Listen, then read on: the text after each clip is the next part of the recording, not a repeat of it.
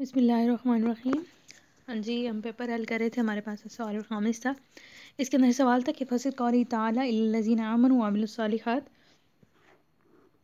کہ اس آیت کی تفسیر کریں گے وہ لوگ جو ایمان لے اور نیک عمل کیے انہوں نے۔ تو فسروا قائلا بأنهم في التجارة لن تبور حيث بأوعى الفانی الخسیس، کہ اس کی تفسیر انہوں نے اس طرح کی ہے کہ بے شک وہ ایسی تجارت میں ہیں، فی تجارت ایسی تجارت میں ہیں جو ہرگز تباہ نہیں ہوگی۔ یعنی وہ جو تجارت کر رہے ہیں، نیک عمال کر رہے ہیں، تو اللہ سے وہ تجارت کر رہے ہیں، اس کے بدلے میں ان کو جنت ملے گی۔ تو مطلب وہ واضح کر رہے ہیں کہ اس میں ان کے لیے ہرگز تباہی نہیں ہوگی۔ لن تبور حیث باؤ الفانی، اس لحاظ سے کہ انہوں نے فانی اور گھٹیا چیز کو فروخت کیا ہے۔ حیثو اس وجہ سے کہ باؤ انہوں نے فروخت کیا، الفانی الخسیس کہ فانی اور حسیس گھٹیا چیز کو فروخت کیا ہے، اور ہمیشہ رہنے والی چیز کو اشترو خرید لی ہے، الباقی النفیس ہمیشہ رہنے والی اور عمدہ چیز کو انہوں نے خرید لیا۔ واستبدلوا الباقیات الصالحات بالغادیات الرائحات، اور آنے جانے والی فانی چیزوں کے بدلے میں باقی رہنے والی نیکیاں انہوں نے اختیار کر لی ہیں۔ استبدلوا انہوں نے بدل لی ہیں، اختیار کر لی ہیں باقی رہنے والی اعمال بالغادیات الرائحات فانی چیزوں کے بدلے میں۔ آگے کہہ رہے ہیں مل مراد بالموصول الذین آمنوا وعملوا الصالحات، کہ موصول سے کیا مراد ہے اس آیت میں؟ الذین آمنوا، تو جو لفظ الذی اس موصول ذکر کیا گیا، تو یہاں پہ کہہ رہے ہیں کہ موصول سے کیا مراد ہے؟ تو کہہ رہے ہیں کہ المراد به کل من اتصف بعنوان الصلۃ، کہ اس سے مراد یہاں ہر وہ شخص ہے جو صلے کے عنوان کے ساتھ متصف ہو، جو صلے کے عنوان کے ساتھ متصف ہو۔ لا سیدنا علی و سلیمان الفارس، خاص طور پر سیدنا علی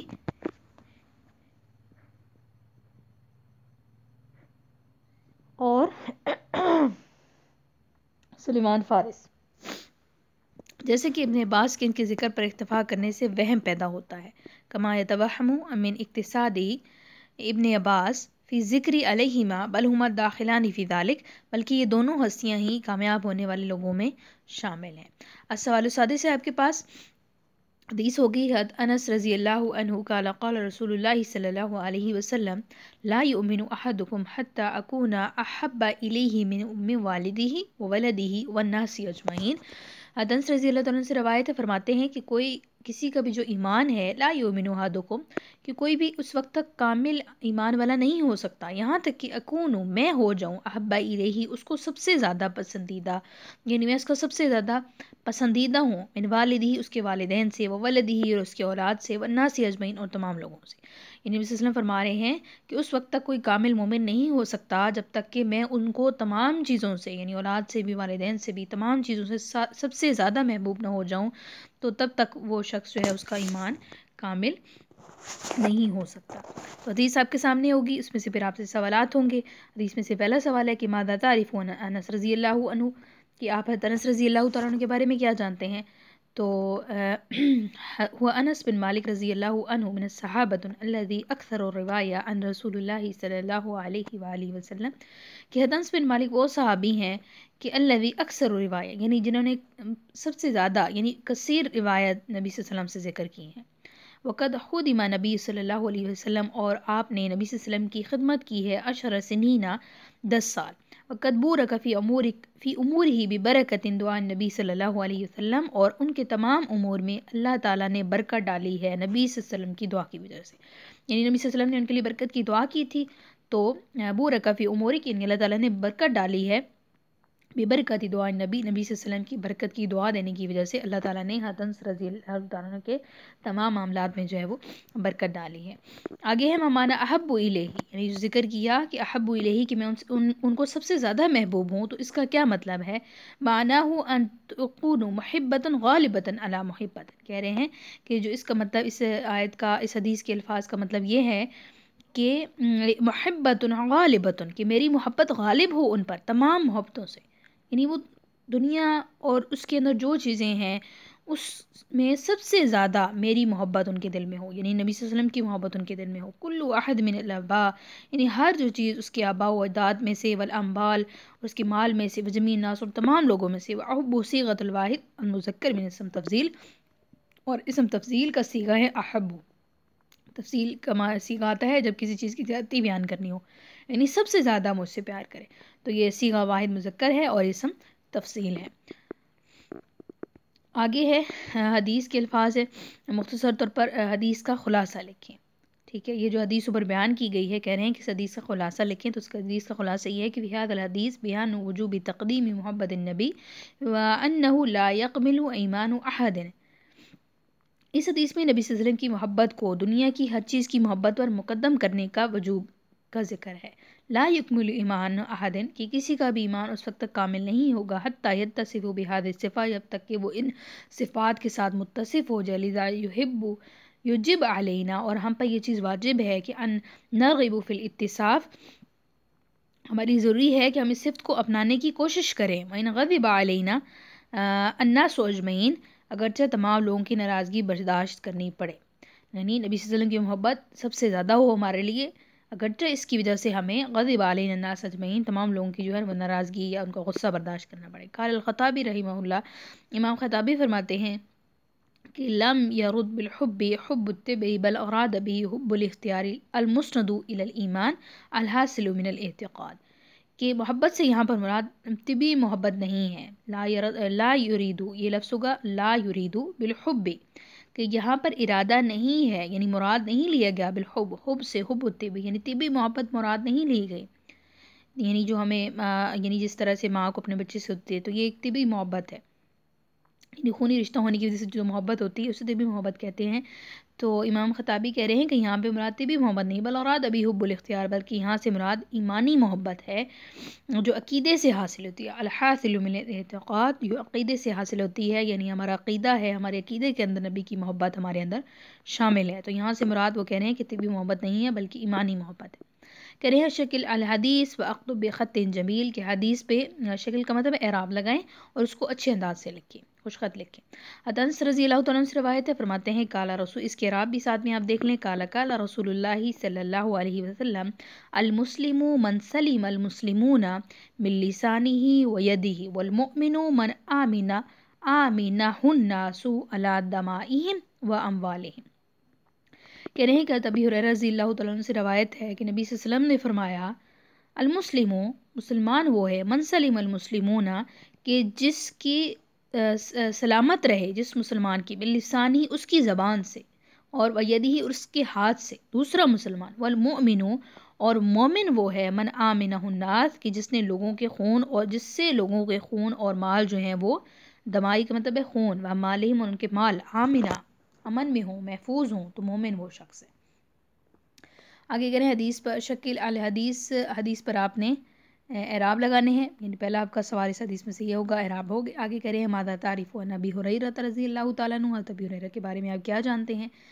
تو کہہ رہے ہیں ابو ہریرہ رضی اللہ عنہ من مقصر الصحابۃ روایت عن رسول اللہ صلی اللہ علیہ وسلم، کہ ابو ہریرہ وہ صحابی ہیں جن کی یعنی کثیر روایات صحابی ہیں، سب سے زیادہ روایات آپ کی ہیں نبی صلی اللہ علیہ وسلم سے جنہوں نے روایت کی ہیں. اور اسلم عام الفتح، فتح خیبر کے سال جو ہے آپ اسلام لائے. ولادم الرسول علی بالعبتنی، اور گزارے کے لائق کھانا مل جانے پر اکتفا کیا. ولادم الرسول علی بالعبتنی، اور ہمیشہ نبی صلی اللہ علیہ وسلم کے ساتھ رہے. اور تحقیق ان کے لیے نبی صلی اللہ علیہ وسلم نے دعا کی، اور ان کے مطالبے کی وجہ سے اللہ تعالیٰ نے ان کو اور ان کے والد کو اہل ایمان کے نزدیک محبوب بنا دیا. یعنی وہ لوگوں کے جو ہے وہ محبوب لوگوں میں شامل ہو گئے نبی صلی اللہ علیہ وسلم کی دعا کی وجہ سے. مطالبتی بن یحببہ وامہ الی المؤمنین وان یحببہ الیہم، اور اہل ایمان کی محبت ان کے دلوں میں پیدا فرما دی. تو یہ ہیں حضرت ابو ہریرہ رضی اللہ تعالیٰ. آگے کہہ رہے ہیں کہ حدیث کے الفاظ سے آپ کو کیا فائدہ حاصل ہوا، ماذا یستفاد، آپ نے کیا استفادہ حاصل کیا، فوائد کیا حاصل ہوئی. تو کہہ رہے ہیں استفاد من هذه الحدیث، اس حدیث سے ہمیں یہ فائدہ حاصل ہوا کہ ان الاسلام دین السلامہ، ان الاسلام دین السلامہ، کہ جو اسلام ہے وہ سلامتی کا دین ہے، وامن، اور امن کا دین ہے. ولا یکمل الاسلام، اور کسی کا اسلام اس وقت تک مکمل نہیں ہو سکتا الا من بعد ان یسلم المسلمون من لسانہ ویدہ، جب تک کہ دوسرے مسلمان کی اس کی زبان اور ہاتھ کے اعزاز سے محفوظ ہو.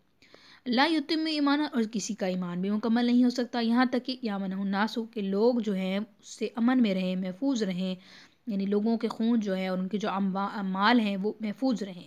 ینبغی لنا ان نتصف بهذه الاوصاف الحمیدہ، اور جب تک کہ یعنی جب تک کہ وہ انصاف سے متصف نہیں ہوں گے تو ان کا ایمان اور اسلام مکمل نہیں ہوگا۔ آگے کہہ رہے ہیں مل مراد من آمنہ الناس علی دمائہم و اموالہم، اس جو حدیث کے اندر الفاظ تھے کہ مومن وہ ہے کہ جس سے اس دوسرے مومن کا مال اور خون جو ہے وہ محفوظ رہے، تو اس سے کیا مراد ہے؟ المؤمن والمراد بھی المؤمن الکامل، یعنی یہاں اس حدیث کے اندر مراد مومن سے مراد مومن کامل ہے، یعنی هو الذی ظہرت امانتہ وعدالتہ وصدقہ بحیث لا یخاف منہ الناس لا ذہاب اموالہم وقتلہم وموالید علی نسائہم۔ کہہ رہے ہیں کہ جس کی امانت داری کی وجہ سے، عدالت کی وجہ سے، وصدق اور اس کی سچائی کی وجہ سے، یعنی کامل وہ ہے جس کے اندر یہ تمام چیزیں ہوں، اسی طرح کہ لوگ اس سے بے خوف ہو جائیں، بحیث لا یخافوا منہ، کہ لوگ اس سے خوف نہ کریں، لا ذاہب اموالہم، یعنی ان کی جان اور ان کا مال اور ان کی عزت اس سے محفوظ رہے۔ تو یہاں پر المؤمن من آمن الناس ولا دمائہم و اموالہم کا یہ مطلب ہے۔ آگے جی جو 2014 کا پیپر ادبی دینی کا ہمارے پاس سوال الاول اجباری ہے۔ مامان الفرقان، پچھلے پیپر میں لفظ فرقان کا جو ہے تفسیر گزر چکی ہے، یہ اہم سوال ہے، اس کو نوٹ بھی کر لیں۔ آگے کہہ رہے ہیں کہ مان ہوا محمود العلوسی اکتب صدرین عنہ، محمود العلوسی کے بارے میں آپ کیا جانتے ہیں؟ کے بارے میں دو جو ہیں وہ سطریں، لیکن کہہ رہے ہیں کہ مفسر عظیم، یہ عظیم مفسر ہے، یدل تفسیرہ، اور ان کی تفسیر المعانی ہے، علی رسوخہ فی العلم، جو اس بات پر علم کے پختگی پر، رسوخ کا مطلب ہوتا ہے پختگی پر دلالت کرتی ہے۔ وکان رحمہ اللہ عالما، اور آپ عالم تھے، باختلاف المذاہب، آپ مذاہب کے اختلاف سے باخبر تھے، اور آخر میں اجتہاد کی طرف مائل ہو گئے تھے۔ آگے کہہ رہے ہیں عرف الحدیث تعریفا موجزا، حدیث کی مختصر تعریف کریں، یعنی حدیث کسے کہتے ہیں اس کی مختصر تعریف کریں۔ کہہ رہے ہیں ہوا ما اضیف الی النبی من قول او فعل او تقریر او صفہ، یہ وہ چیز جو نبی صلی اللہ علیہ وسلم کی طرف منسوب ہو، چاہے وہ نبی کا قول ہو، نبی صلی اللہ علیہ وسلم کا فعل ہو، یعنی نبی صلی اللہ علیہ وسلم نے کر کے بتایا ہو، یا تقریر ہو، یعنی نبی صلی اللہ علیہ وسلم کی بات ہو، صفت یعنی ایسی کوئی صفت ہو تو وہ جو جس کی نسبت نبی صلی اللہ علیہ وسلم کی طرف کی جائے تو اسے ہم حدیث کہیں گے۔ مانا عزیز ذو انتقام، اللہ عزیز ذو انتقام، تو عزیز ذو انتقام کی وضاحت بھی پچھلے پیپر میں گزر چکی ہے۔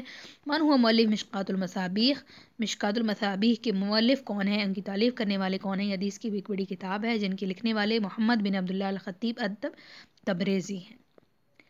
امام زمخشری کی تفسیر الکشاف کا مکمل نام، الکشاف کا پورا نام ہے الکشاف عن حقائق التنزیل و عیون الاقابیل فی وجوہ التاویل۔ اچھا، من کتب تفسیر انوار التنزیل، ایک اور تفسیر کا نام آ گیا انوار التنزیل و اسرار التاویل، کہہ رہے ہیں کہ یہ کس کی ہے؟ تو وہ کہہ رہے ہیں وہ قاضی القضات ناصر الدین ابو الخیر عبداللہ بن محمد بن علی البیضاوی، اگر پورا نام یاد کر لیں تو بھی ٹھیک ہے، اور اگر صرف یہ یاد کر لیں کہ امام بیضاوی کی ہے جن کو قاضی القضات کہا جاتا ہے، اور ناصر الدین ان کا لقب ہے، ناصر الدین ابو الخیر ان کا لقب ہے، ٹھیک ہے۔ آگے کہہ رہے ہیں کہ من کتب تفسیر ظلال القرآن، تو جو تفسیر کی کتاب ہے ظلال القرآن، یہ سید قطب شہید کی ہے۔ آگے حدیث آپ کے پاس ہے انما الاعمال بالنیات، من روی ھذا الحدیث عن نبی کریم صلی اللہ علیہ وسلم، کہ بے شک اعمال کا دار و مدار جو ہے وہ نیتوں پر ہے، تو اس حدیث کے راوی کون ہے؟ تو یہ حدیث نبی صلی اللہ علیہ وسلم سے عمر بن خطاب رضی اللہ تعالیٰ نے روایت کی ہے۔ مانا القرآن لغتاً، یعنی لفظ جو قرآن ہے اس کے لغت کے اندر، یعنی عربی ڈکشنری کے اندر، عربی زبان کے اندر اس کے کیا معنی ہے؟ کہہ رہے ہیں القرآن فی الاصل قرأۃ، کہ قرآن اصل میں قرأت سے نکلا ہے، یعنی قرأت اس کا اصل مصدر ہے، قرأ قراءۃً و قرآنًا، جیسے قال اللہ تعالیٰ ان علینا جمعہ و قرآنہ، کہ اللہ تعالیٰ کا قول ہے کہ بلا شبہ کہ ہم اسے پڑھیں تو آپ اس کے پڑھنے کی پیروی کریں۔ وَإِذَا قَرَأْنَاهُ، یعنی جب ہم اس کی قرأت کریں پڑھیں، فَاتَّبِعْ قَرَأْنَاهُ، تو آپ اس کی پڑھنے کی پیروی کریں۔ القیامہ ای قراءۃ ہو مصدر علی وزن فعلان، اور اس آیت میں لفظ قراءۃ کے معنی میں ہے جو کہ مصدر ہے، اور قرآن فعلان کے وزن پر ہے، قرآن فعلان کے وزن پر ہے۔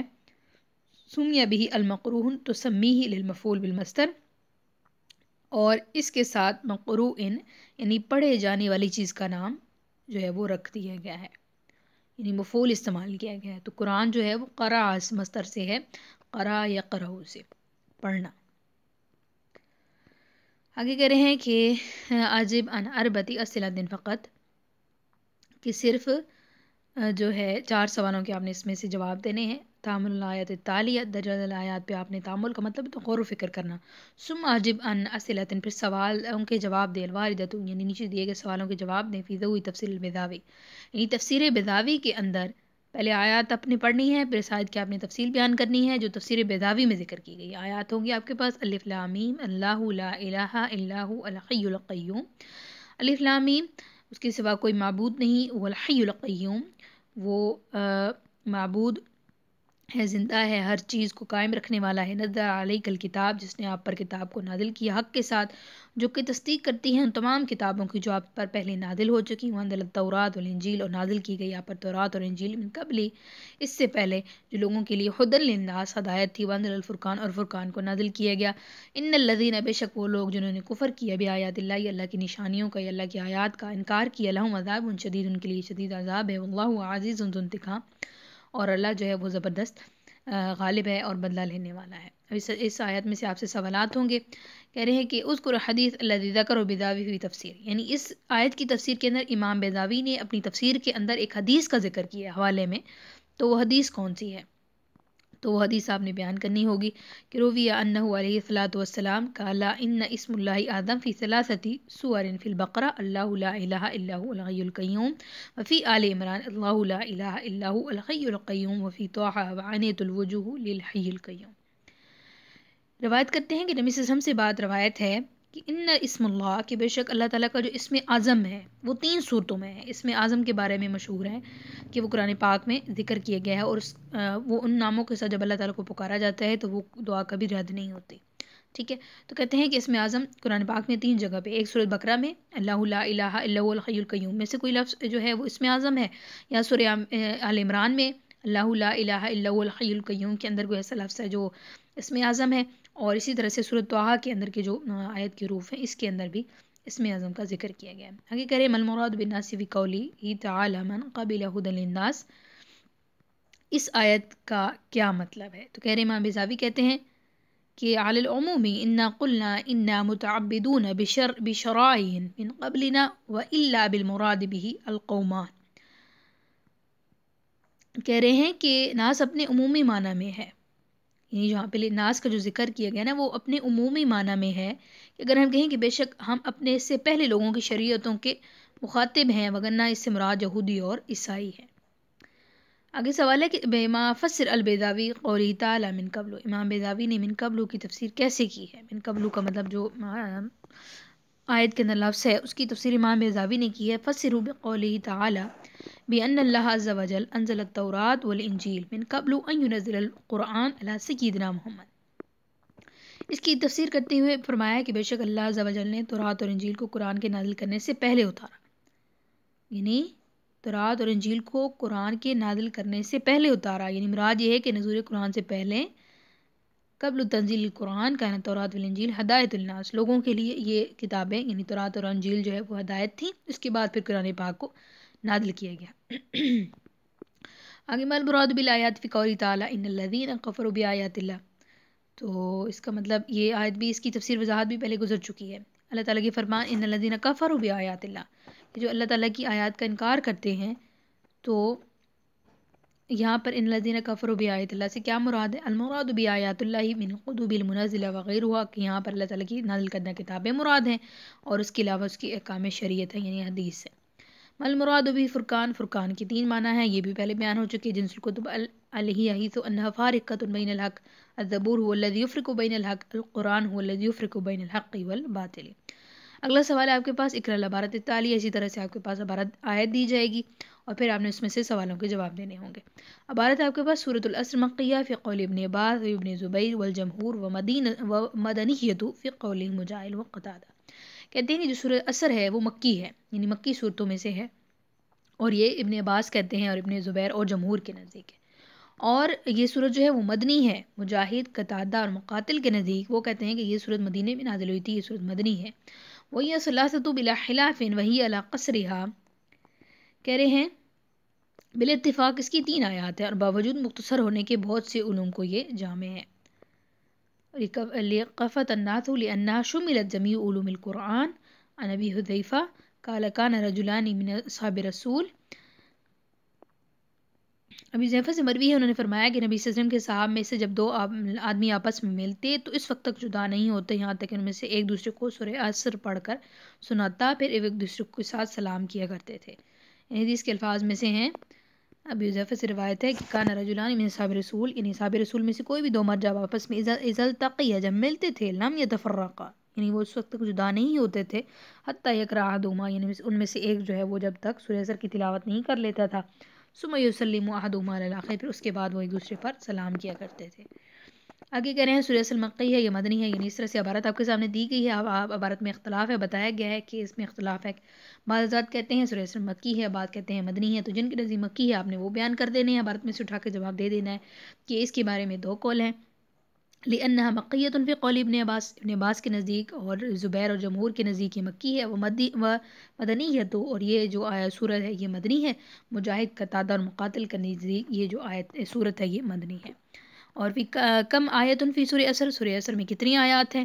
تو کہہ رہے ہیں کہ سورہ عصر میں 3 آیات، 3 آیات پر مشتمل ہے. یہ بھی اوپر بھی ذکر کیے گئے اور آپ کو اس چیز کا علم بھی ہوگا. ماذا قال امام شافعی ان اہمیت هذه السورہ، اس سورت کی اہمیت کے بارے میں اب یہ عبارت کے اندر بھی مذکور ہے، وہیں سے آپ نے یہ چیز یہاں پہ کوٹ کرنی ہے کہ امام شافعی نے اس حدیث کے بارے میں، ان الفاظ کے بارے میں کیا کہا ہے، اس سورت کے بارے میں، اس کی فضیلت کے بارے میں.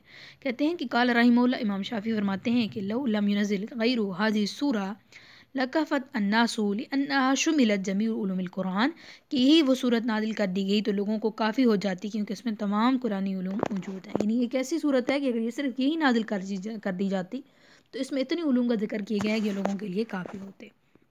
آگے ہے ماذا کان اہمیت سورہ عصر عند الصحابہ، صحابہ کے نزدیک سورہ عصر کی اہمیت تھی. تو وہی والی عبارت، وہ حدیث کے الفاظ آپ نے سارے یہاں پہ ذکر کر دینے ہیں کہ اہمیت عند الصحابہ، کہ جب بھی وہ آپس میں ملتے تھے، اصحاب رسول اذا التقما لم یتفرقوا، اس وقت تک جدا نہیں ہوتے تھے جب تک ایک دوسرے کو سورہ عصر کی تلاوت نہ کر کے سنا لیتے.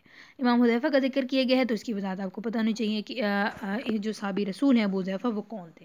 یعنی کہ ابو حذیفہ رجل من اصحاب النبی، یہ صحابہ نبی میں سے ہیں. کما قال سید الوسی، جیسے کہ سید الوسی کہتے ہیں فکانت لہ صحبۃ، کہ وہ نبی صلی اللہ علیہ وسلم کی ان کی جو صحبت ہے، یعنی وہ ان کے صحابی ہونا